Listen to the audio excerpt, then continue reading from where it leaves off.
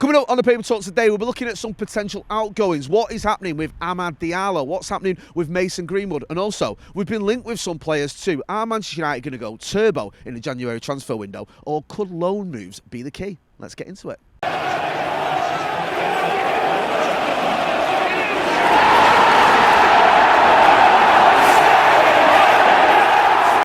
Jay here for Stretford Paddock. This is the Paper Talk. As you can see, I'm not outside Old Trafford. I'm not in my kitchen. I'm not in the studio. We're actually in Dublin. Yes, you can see this is Dublin, isn't it? What a picturesque view. We've had to come in a car park somewhere. Me and Joe are out here.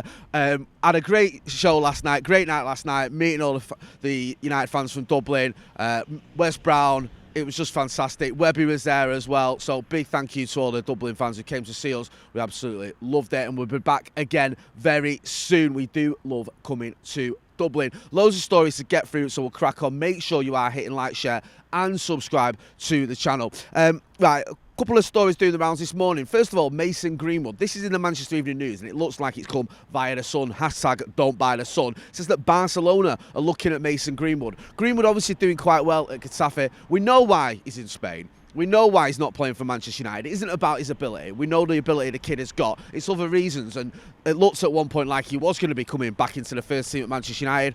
There was a big pushback on that. He's gone over to Spain. He's doing well. And now it looks like other clubs are looking at him and he could end up going there. We'll have to wait and see what happens with Mason Greenwood, because we don't know what the attitude, the views are of Sir Jim Ratcliffe, for example, who is now in charge of footballing matters. It looks like Dave Brailsford's going to have a say in things as well. So we'll have to see whether they decide we want to bring Mason Greenwood back into the club, back into the first team, or whether they say, you know what, it's best for all concerned if he does move on.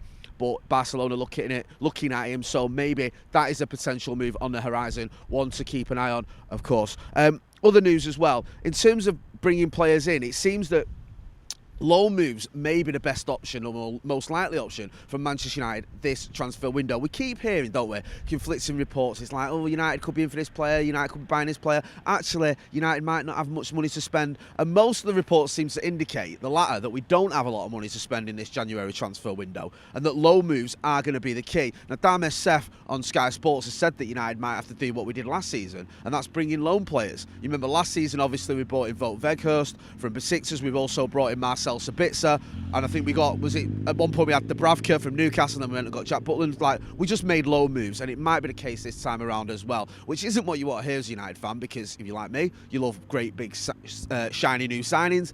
But look at what's going on, FFP, the money that's available, it doesn't look great. And I don't think just because Sir Jim Ratcliffe's coming now, that means he's going to go, right, here's, £1 billion to spend on transfers. We'll have to wait and see what happens, but Damesh Sef saying there that he thinks that loan moves may be key. We're going to be hearing from Damesh during the transfer window. We're going to be chatting to him. He's going to be coming on the channel every sort of week or so, just to give us a little bit of an update, let us know what is happening, because not only about incomings as well, there could be some outgoings. We could see a few players going out on loan or going out being sold, for example. I think there's a few that have been linked with moves as well. I think Amad Diallo has been linked with a move to Ipswich. This is doing the rounds. I've seen this in the Manchester News and Manchester Evening News, and a couple of other newspapers as well. They're looking at him. Diallo's a funny one, because a lot of people I've spoke to, a lot of fans who've commented on the channel, have said they want to see Diallo being given a chance in the first team.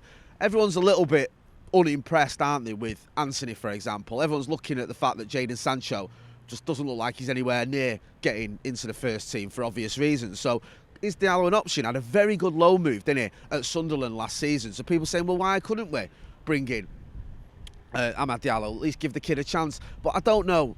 I'm under the impression that, I know he's been injured, that the manager doesn't quite fancy him. We keep hearing these reports that he could be going back out on loan, and I don't know. We'll have to wait and see what happens with him. Ipswich obviously doing bits under Kieran McKenna. Would be a good move for him if he can get a loan move. But I feel now with Diallo, this sounds a little bit melodramatic to a kid who's still quite young, but it's almost like a make or break time for him. Is he going to get into the Manchester United first team? Is he going to be given a chance? Or is he just going to go on another loan move, and is that going to lead to a permanent deal? Because let's face facts, it's, you only have so many loan deals before they go, this kid isn't playing for Manchester United.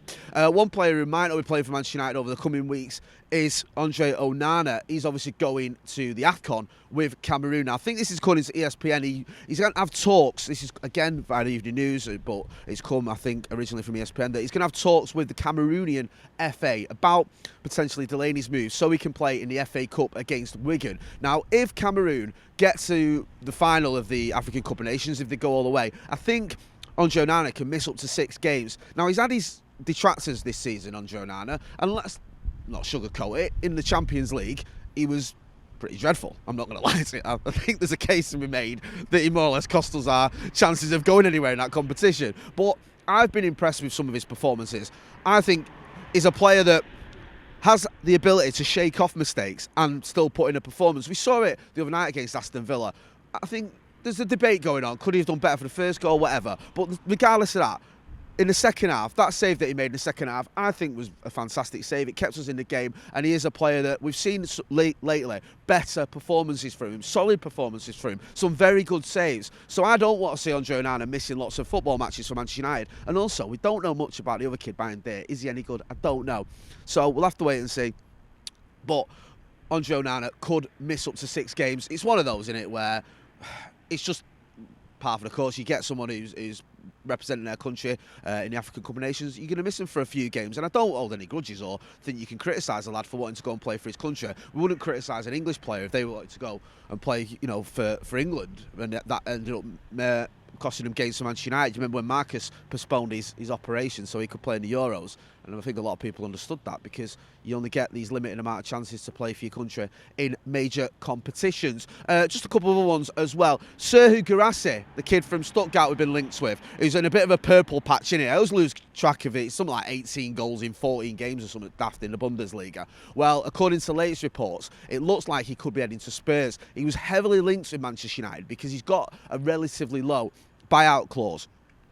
I think it was his buyout clause was around sort of 70 million euros. So people are going, well, even if you skint, you can scrape together 70 million euros and get a kid in there who's on absolute fire. Me and Joe were just chatting about this a minute ago, and whilst that record is very good, it is a bit of an outlier for him. He isn't someone who's been banging in goals season after season. He's just in a mad purple patch, and I think he's 27, 28. So you look at that and you go, is he the guy that can come to United and carry on that form? Or is he just having this sort of mad little purple patch where everything's going right for him, and then you bring him in and he might struggle? I don't know. Get involved in the comments and the chat. Let us know what you think. Is that someone that United should be going, hang on, we could make a move for him? Because, okay, earlier I said we're going to have to do loan moves, but surely Manchester United can get 70 million euros together. Or do you go, as a touch of the Papi Cisse's about him, someone who's just having a mad time of it, and actually he's not that guy? We'll have to wait and see. Another player we've been linked with and we're monitoring is Diallo Neves. This is a kid from Benfica, and his buyout clause is the other end of the spectrum when it comes to buyout clauses. You ain't scraping together this money. He's got a £120 million buyout clause. I've seen this in MEN, and it's in a couple of other newspapers as well, that we could be going for this kid, or we're monitoring this kid. That ain't happening anytime soon. 120 million euros or 120 million quid, around that mark, I forget, it doesn't matter, because it's loads of money, and Manchester United aren't going to be paying that anytime soon. And I think with Sir Jim Ratcliffe coming in, this new regime, I think the days of us going turbo with massive, massive transfers maybe slowing down a little bit. We've heard these reports, haven't we, that he's a bit unimpressed with some of our transfer policies of paying 70, 80, 90 million, 100 million euros, pounds, whatever, for players that are either getting on a bit or unproven or whatever. So I think we may see a little bit more rational thinking when it comes to transfers. A couple of other ones I'll whiz through. Another player that we have been linked with is the kid from AS Monaco, Youssef Fofana. Youngster, deep line playmaker, could be on our radar. One to monitor. It's another one of them. Stephen House has probably done a scouting report on him about 5 years ago when he was a child, but just one to keep your eye on. There's loads of sort of rumours and transfer sort of stories doing the rounds now. They're only going to grow because obviously we're getting into the January transfer window. United are going to be linked with everyone. Everyone's going to be linked with moving from Manchester United. It's going to be bedlam, but we'll be here to cover all of it. Anyway, I'm absolutely freezing, so we're going to wrap it up there. Don't forget to hit like, share and subscribe. This has been The Paper Talk. I've been Jay Motty. Thanks for watching.